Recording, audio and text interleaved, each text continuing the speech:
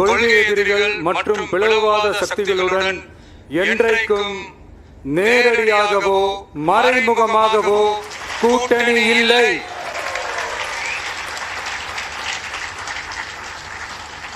ஒன்றிய அளவில் மலிவான அரசியல் ஆதாயங்களுக்காக மக்களை மத ரீதியாக பிளவுபடுத்தி மக்களிடையே வேற்றுமையை விதைத்து அதில் குளிர்காய நினைக்கிறது பாஜக.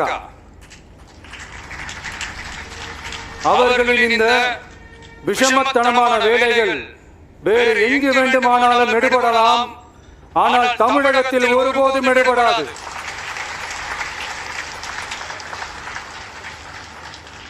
சமூக நீதியும் நல்லிணக்கமும் சகோதரத்துவமும் சமத்துவமும் ஆழமாய் வேரூன்றிய மண் இந்த தமிழ்நாட்டு மண்.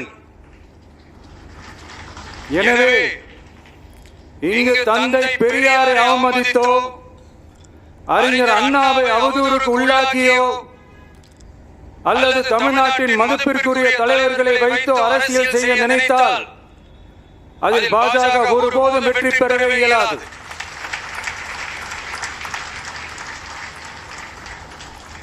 சுயநல அரசியல் லாபங்களுக்காக